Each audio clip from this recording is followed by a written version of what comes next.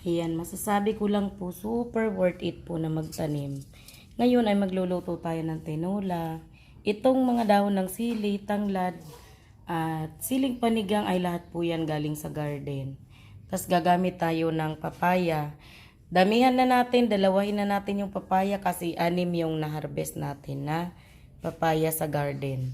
So ngayon magluluto tayo ng tinola. Di ko na syempre papakita yung pagbalat ko ng mga papaya at yung paghiwa ko ng mga ingredients para hindi tayo matagalan sa video natin. Ayan, mag-start na tayo sa ating tinola. Maglagay na ako ng mantika.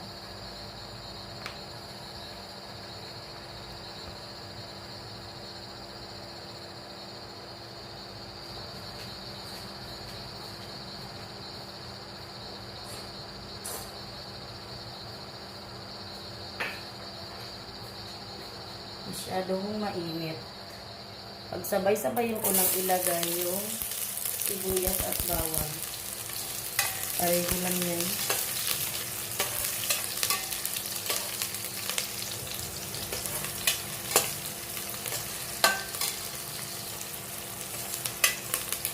At ilagay na rin natin yung manok. Malalaki yung hiwa ng manok. Di ko na binago.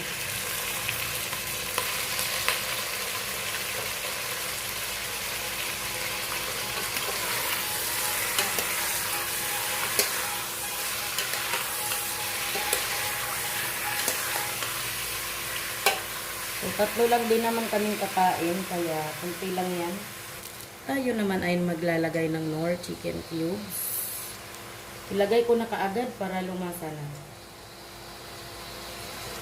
Ayan. So, medyo gisahin lang natin to bago tayo maglalagay ng tubig.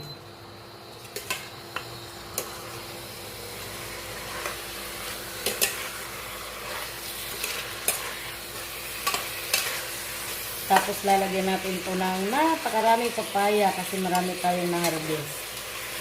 2 pirasong papaya ilalagay natin. Hindi naman siguro ito iiyak pag nasobra ng papaya.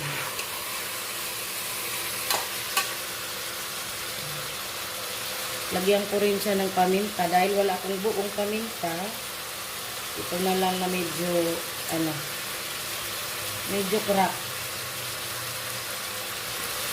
Huwag naman masyadong marami. Kunti lang. Kasi may kakain bata.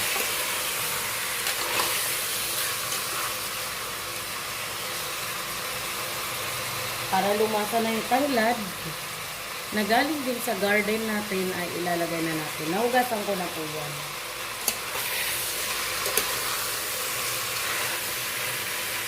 Pagkatapos ay lalagyan na natin ng maraming sabaw. Kasi mahilig po sa sabaw dito.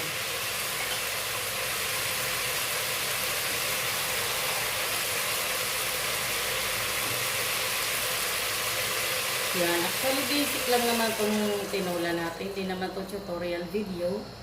Gusto ko lang i-share sa inyo yung aking harvest na kakainin ko ngayon.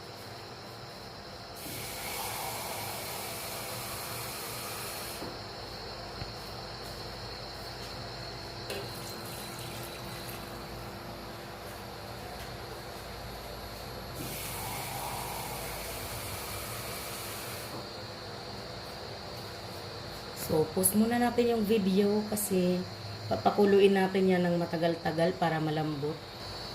Takpan natin siya para mabilis lumambot.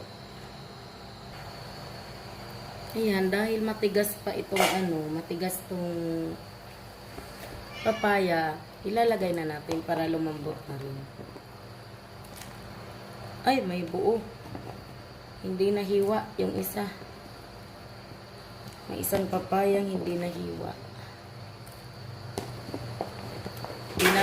Dinamihan ko na talaga yung papaya kasi masarap naman yung maraming papaya. At preskong-presko to galing talaga sa garden. Kakapitas lang natin ngayong araw. So,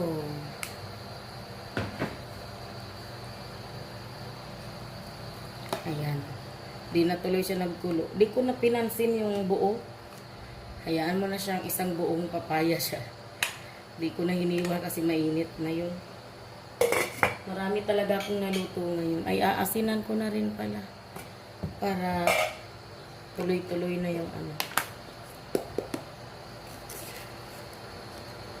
Asinan natin kasi may paminta na yan dyan.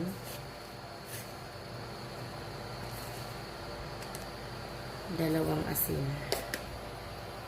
At syempre, ating tatakpan ulit para mas mabilis.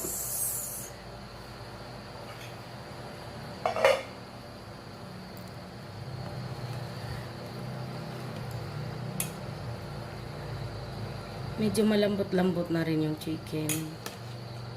So, ito namang papaya. Matigas kasi siya. Kaya kailangan na natin ilagay. Takpan natin ulit.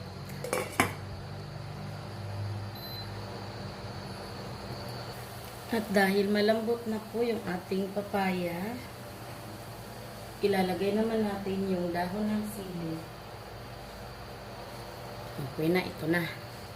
Yan, lagay natin yung siling panigang. Saka yung mga dahon ng sili na kinuha lang natin sa ating garden.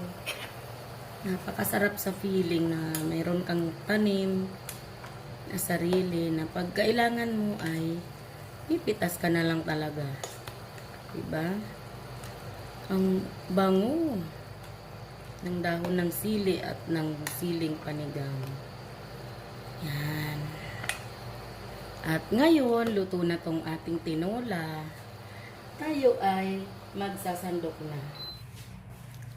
Sandok tayo. Yan.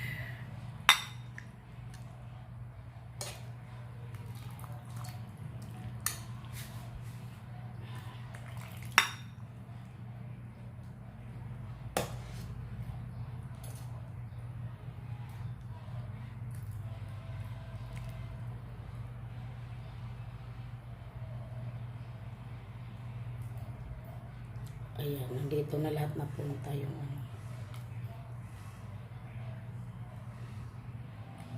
Sarap kumain ng fresh mula sa garden.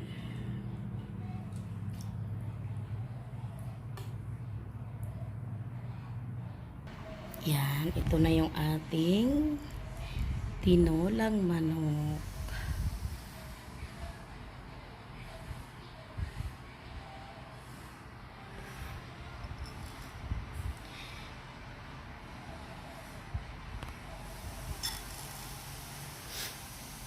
Sarap.